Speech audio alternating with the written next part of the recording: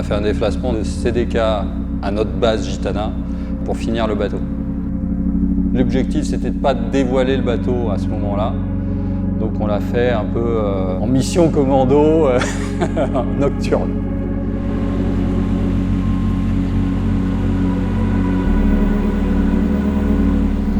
On peut descendre. On peut reposer une tonne si tu veux.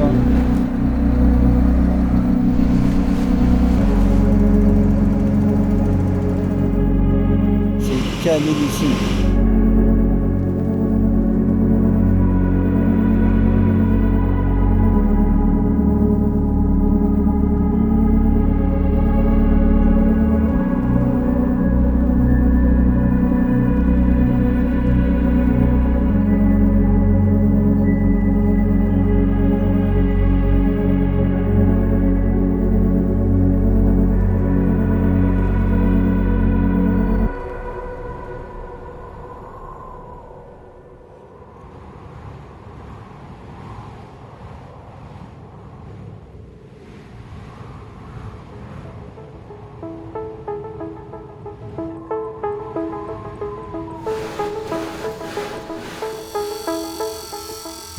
On avait atteint les objectifs qu'on s'était fixés en chantier CDK, c'est-à-dire construire la plateforme, la peindre.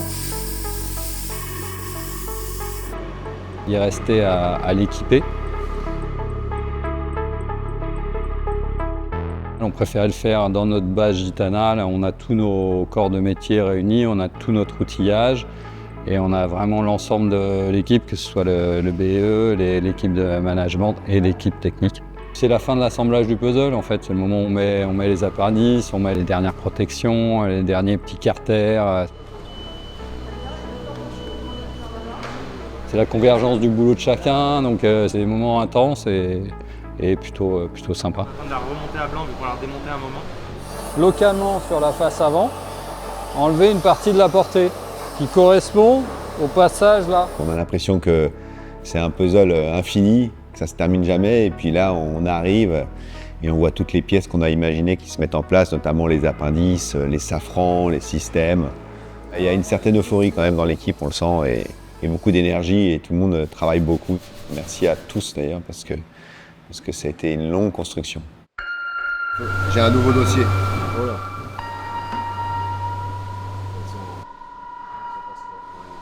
Je découpe des carrés comme ça et je les forme. Je ne suis pas à prendre de la marge, encore une fois.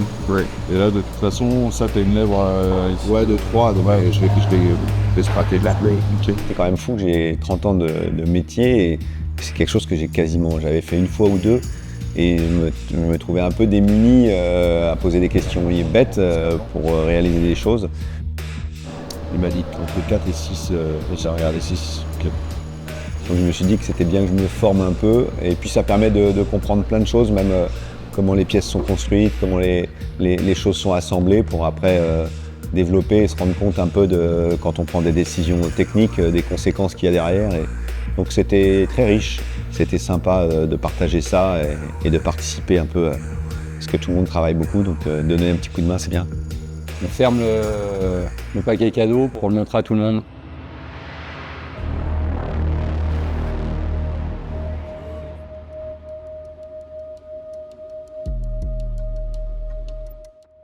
Bienvenue, ravi de vous retrouver pour la découverte que vous attendez avec beaucoup d'impatience, je le sais, de Gitana 18, le nouveau Maxi Edmond de Rothschild. Après des mois d'attente et un secret bien gardé, c'est un nouveau chapitre dans la course au large que l'on va ouvrir ensemble aujourd'hui.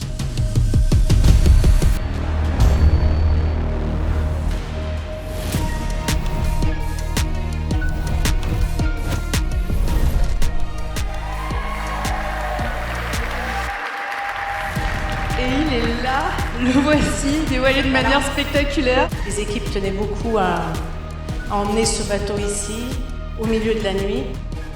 C'est un travail colossal de conception, de réflexion, et il est absolument magnifique.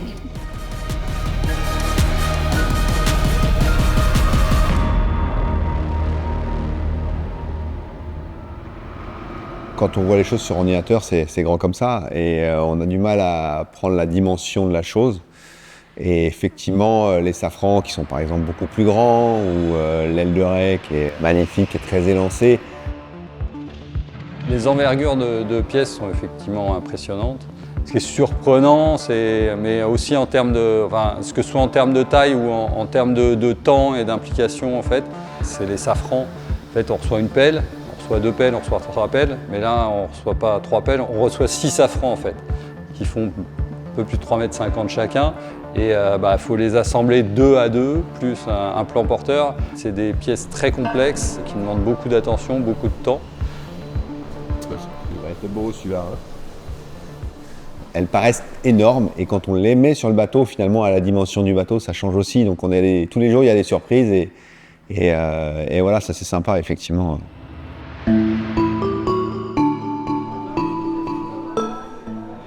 Bon, je ne sais pas si vous avez regardé un peu la météo, mais samedi, ça a l'air de se présenter plutôt bien. La semaine est encore dense, hein. Je sais qu'il y a encore du boulot sur la planche et il ne faut pas mollir.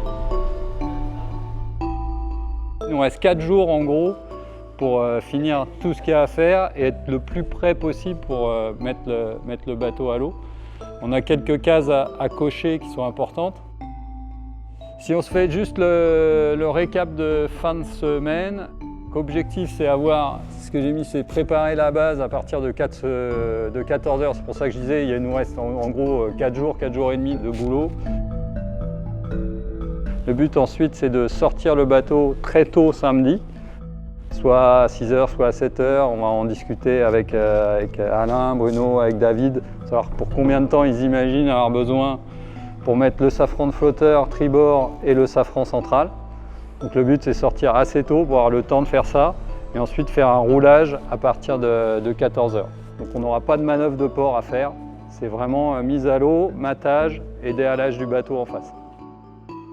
Voilà pour le global de la semaine.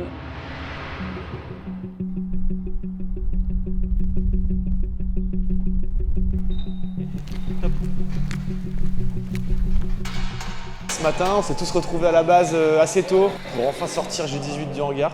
On n'a pas forcément beaucoup dormi parce qu'on était vraiment impatients.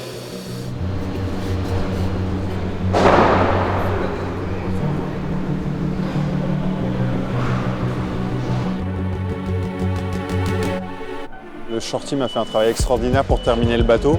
Il y a encore des petites choses à faire d'ailleurs. Ils ont bossé presque jour et nuit. Et nous, quand on est à peu près au milieu, pour terminer, il y a beaucoup de systèmes qui sont très complexes, qu'il fallait mettre en place, de la strat à finir.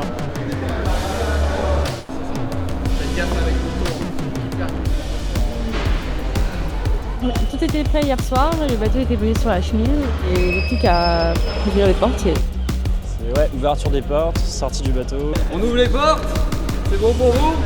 Après c'est roulage et plouf. Voilà. Dans les grandes. Le grand plouf. Allez, go!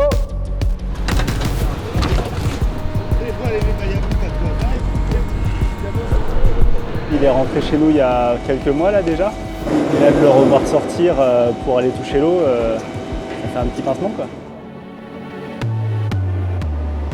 La récompense d'un travail collectif incroyable. Et ça fait plaisir de le montrer au grand jour maintenant, enfin.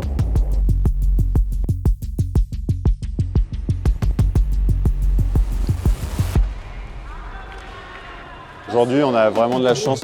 On a des super conditions météo, un petit vent de nord. Ça fait presque 3 ans et demi que les premières études ont commencé. Avec le bateau qui était dans le hangar, on attendait ce moment avec impatience.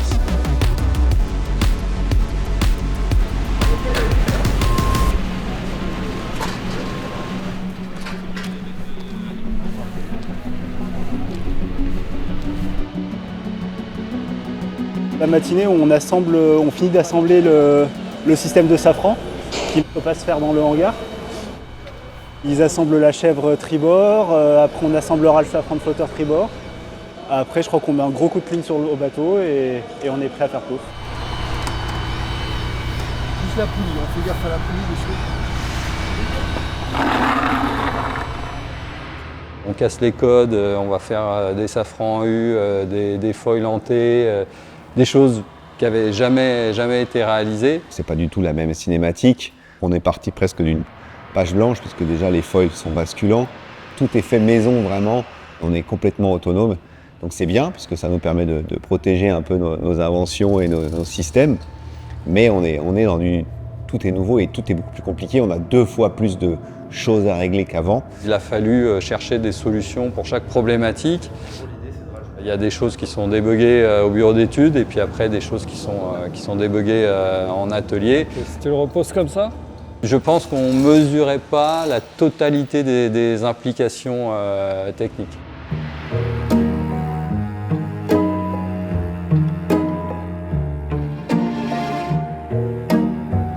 On avait déjà fait une petite virée nocturne incognito précédemment, mais là c'est la vraie sortie.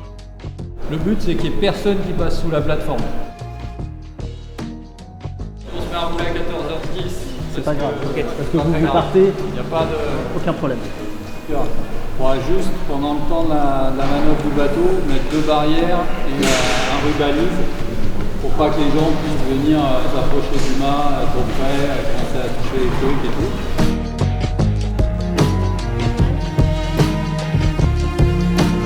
L'objectif, c'est d'aller se mettre dans l'eau à 15h.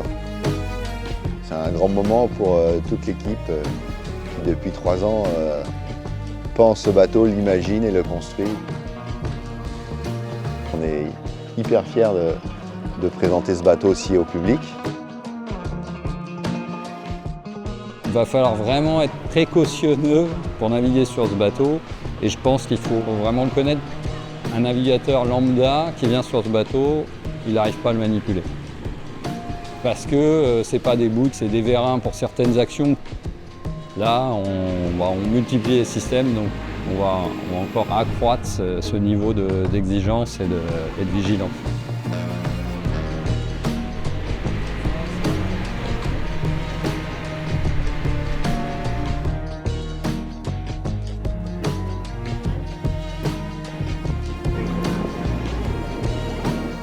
On l'a déjà fait avec l'ancien bateau.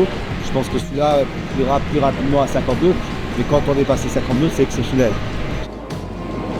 On va essayer de faire de la performance, mais ça peut quand même être beaucoup concentré sur faire marcher ce bateau correctement et pouvoir le régler, pouvoir utiliser les réglages correctement. Et ça, on sait que ça va être assez long. Il faut le fiabiliser aussi, parce que forcément, plus de systèmes veut dire plus de sources de panne. Donc l'inquiétude, c'est quoi aujourd'hui? C'est que est-ce qu'on va réussir à fiabiliser ce bateau, mais c'est aussi est-ce qu'on ne va pas découvrir des loups techniques qui vont nous obliger à immobiliser le bateau.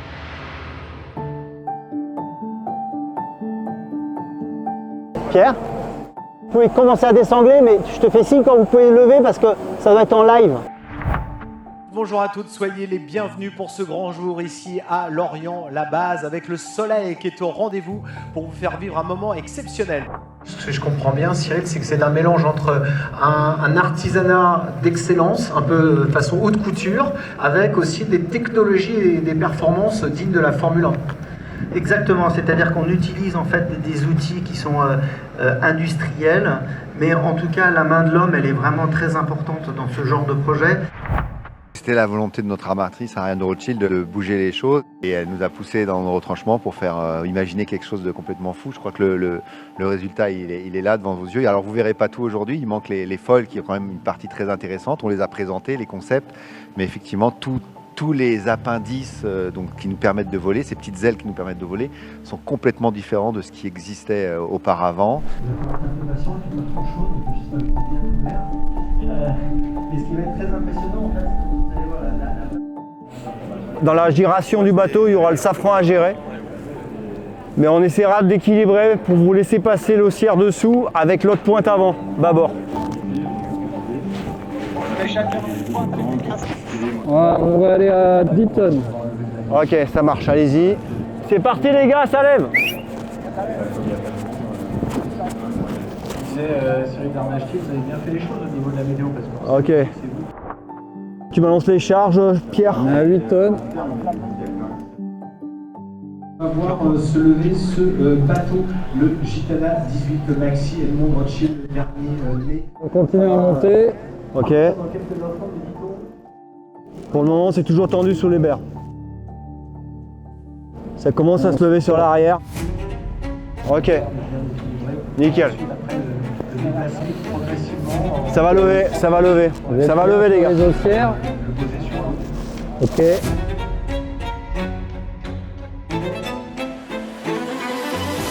Ça a l'air bien. Il est en travers le bateau. On reprend un tout petit peu.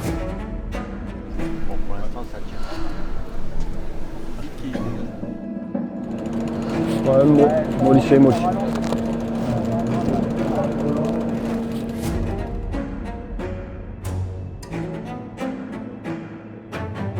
Est-ce qu'il y a besoin de rallonger la pointe arrière tout de bâbord? Vous rallongez là? Il faut pas que vous lâchiez vous. Hein.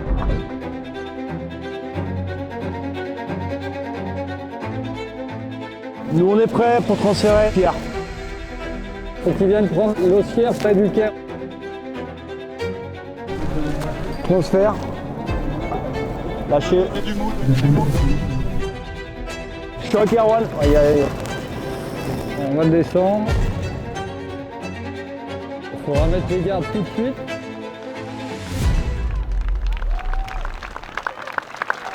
Cette mise à l'eau du nouveau Maxi Edmond de Rothschild ici à Lorient-la-Base. On peut encore l'applaudir, ce moment exceptionnel en ce samedi 14 février qu'on vit en direct avec vous. Ah, on va le faire, on va la voir. On voit les gardes. Ouais, les gardes, ouais. Ok, moi j'aimerais qu'on aille checker la coque centrale avec Alain. Stop pour la peinture. Tu tiens la manille, il faut que tu tiennes la manille, Seb.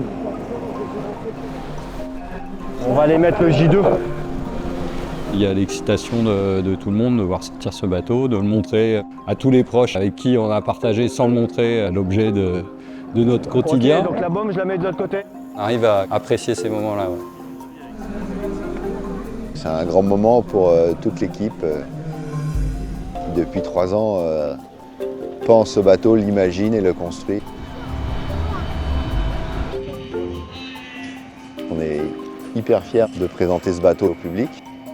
Il y a eu un travail remarquable et c'est vrai qu'il y a 3 semaines, ça nous paraissait presque impossible de le mettre dans l'eau, mais le résultat, il est magnifique.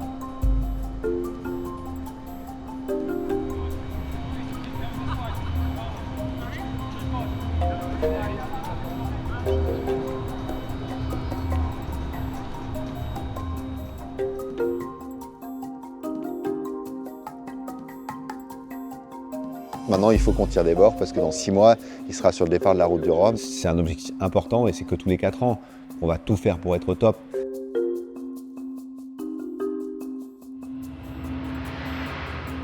Ce qui serait bien, c'est que sur les premiers tests qui vont être les tests les plus chargés, on fasse vraiment une journée où il n'y a pas beaucoup de. Du coup, là, l'objectif, ça va être une test de gréement. Plus on sent que c'est un petit peu limite, il n'y a pas de souci là-dessus. Sans toucher au gale, donc le mât va se redresser. On se donne.